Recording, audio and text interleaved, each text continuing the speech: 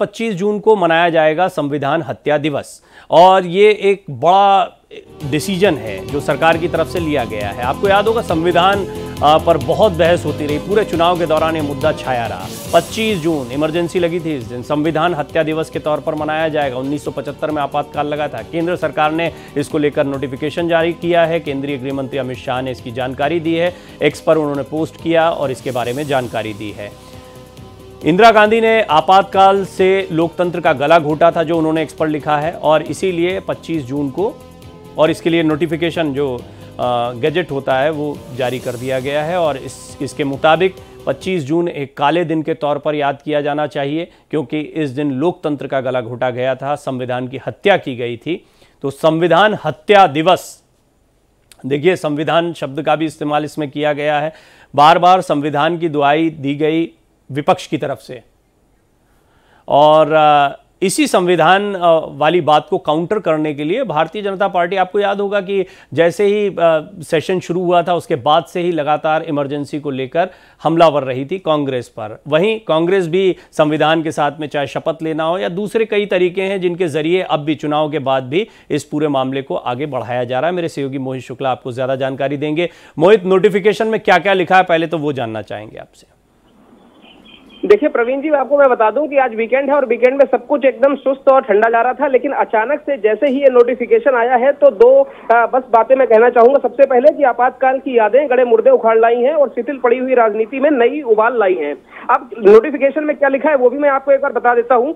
साफ तौर पर इस नोटिफिकेशन में ये कहा गया है, और जो कि नोटिफिकेशन का नंबर है 189, इसमें ये कहा गया है कि 25 जून 1975 को आपातकाल की घोषणा देश में की गई थी और उस समय भारत सरकार ने आपातकाल की अवधि के दौरान सत्ता के घोर दुरुपयोग का सामना किया और साथ ही संघर्ष करने वाले सभी लोगों को श्रद्धांजलि देने के लिए 25 जून को संविधान हत्या दिवस घोषित किया है। यानी कि 25 जून 1975 को जो कुछ भी हुआ, पूरे देश में जितने भी लोगों ने इमरजेंसी का सामना किया, उन सभी को एक श्रद्धांजलि के तौर पर इसे मनाया जा रहा है और 25 जून को संविधान हत्या दिवस घोषित किया जाता है। और साथ ही भारत के लोगों को भविष्य में किसी भी तरह के सत्ता के घोर दुरुपयोग का समर्थन नहीं करने के लिए पुनः प्रतिबद्ध किया जाता है। और इसमें ज्वाइंट सेक्रेटरी हैं जी पार्थ सारथी, उनके सिग्नेचर भी हैं। तो ये ऑफिशियल गैजेट आज निकाल दिया है गवर्नमेंट ने। और ये नोटिफिकेशन में आप देखिए, ये बहुत महत्वपूर्ण इसलिए हो जाता है क्योंकि हमने देखा कि जैसे ही संसद का जो सत्र चल रहा था उस समय पक्ष और विपक्ष दोनों लगातार एक दूसरे के खिलाफ हमला भरते। विपक्ष लगातार ये कह रहा था कि मौजूदा सरकार संविधान का गला घोटना चाहती है, तो वहीं सरकार ये कह रही थी कि हम संविधान के रक्षक हैं, संविधान की सेफगार्ड्स के लिए हम काम कर रहे हैं। हमने देखा कि जिस समय लोग शपथ ले रहे थे, खास तौर पर विपक्ष के तमाम बड़े सांसद, बड़े चेहरे जब शपथ ले रहे थे तो हाथ में संविधान की प्रतियां लेकर वो शपथ ले रहे थे। और ये नजारा भी हमने देखा, और हमने देखा कि पूरे इलेक्शन के दौरान किस तरीके से मोहित, ये बात सही है कि हमने संविधान को लेकर बड़ी बहस देखी है। संविधान का एक बड़े हथियार के तौर पर इस्तेमाल किया गया। ये जो पूरा नैरेटिव सेट किया गया था, इसका असर भी हुआ, और ये असर ऐसे देखने को मिलता है कि इसको छोड़ा नहीं। नतीजे आने के बाद भी विपक्ष ने इस मुद्दे को छोड़ा नहीं, संविधान की कॉपी लेकर वो शपथ लेते दिखाई दिए हैं।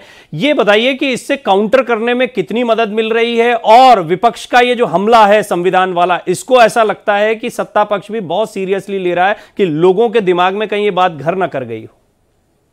देखिए, घर कर गई है। और खुद मैं जब ग्राउंड पर था, लगातार मैं इलेक्शन की कवरेज पर था, तो जो गांव देहात का सुदूर इलाका है वहां पर लोगों के मन में ये भ्रांतियां और भ्रम था कि कहीं संविधान से कोई छेड़छाड़ नहीं हो जाए, और इसका कहीं ना कहीं नुकसान भी देखा गया। और जो पीडीए बनाया, खासतौर पर कांग्रेस और समाजवादी पार्टी ने मिलकर जो पीडीए का नारा बुलंद किया, उसमें भी इसका असर देखा गया।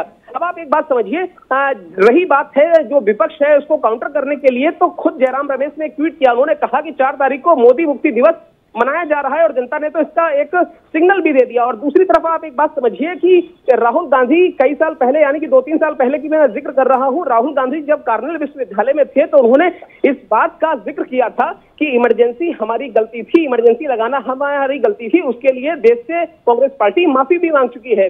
तो बार बार रह रहकर उसकी यादें दिलाना, चाहे वो ओम बिरला जी के द्वारा उसका उद्बोधन करना, ये तमाम ऐसी चीजें हैं जो रह रहकर कांग्रेस पार्टी को हमेशा सत्ता पक्ष यानी कि बीजेपी लगातार उसको, हालांकि ये भी सही है, दोनों पहलू है, राजनीति है और राजनीति में इस मुद्दे को छेड़ने वाला विपक्ष ही रहा, कांग्रेस ने उठाया है, तो इसमें भी कोई दो राय नहीं है कि भारतीय जनता पार्टी इसको काउंटर करने के लिए हर प्रयास करेगी। लेकिन फिलहाल ये जो एक बड़ा फैसला है, क्योंकि अब हर 25 जून को संविधान हत्या दिवस के तौर पर मनाया जाएगा और इसका नोटिफिकेशन जारी हो गया। मेरे सहयोगी मोहित शुक्ला आपको इस पर विस्तार से जानकारी दे रहे थे। मोहित, धन्यवाद, अपडेट लेते रहेंगे।